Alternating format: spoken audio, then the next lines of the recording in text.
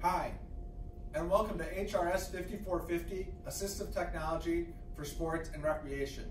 I'm Carmen DeGiovane. In this module, Module 11, we'll talk about classification for adapted sports. But before we talk about this week's module, I want to bring up a boring topic. Yes, I said boring because I was hoping it would get your attention. I'm going to talk about the Student Evaluation for Instruction, or SEIs. I really would like for you to complete them in the next couple weeks. They became available on April 12th, and I want you to complete them because I use them every year to make the course better. I know it may not help you out, but it'll definitely help the next cohort of students that take HRS 5450. Last week in Module 10, you learned about e-gaming. I don't know if you could tell, but I had a blast putting that module together. There's so much great content out on the internet, it was really hard to pick a few things. But the one thing I want to point out is that even though there's a ton of stuff out on the internet, there's some core items that are important to the development and use and accessibility of e-games. And we pointed those out through the journal articles that we had you read, and more importantly, the information that Matt Linsenmeyer gave you in the video on e-gaming.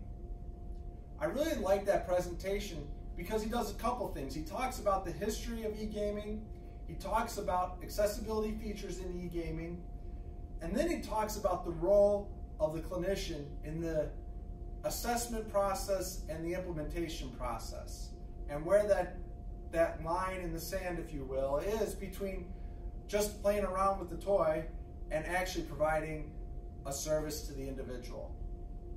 He finished off with a great case study, and I think it was really important that you get a chance to see how a very custom user input could be created to allow an individual to use an e-game or a video game. For this week, talking about classification for adaptive sports, it's a very exciting, it's not very exciting. It can be very tedious, and it can be tough to get through the materials, but it's a very important topic. It's especially important for the athletes that are playing in these different sports.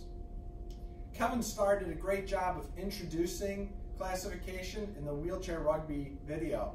So you may want to go back and check out that part of the video on classifications. Classifications have also come up in a number of the readings that we've had throughout the course. And given that the Paralympics are coming up, I'm going to have you watch a video or a lecture by Nate Casey that focuses on the Paralympics, and in it he also talks about the classification process. So by the end of this module, you should have a good understanding of how the technology and the classification process, the classifications impact each other in terms of how a person plays a specific sport.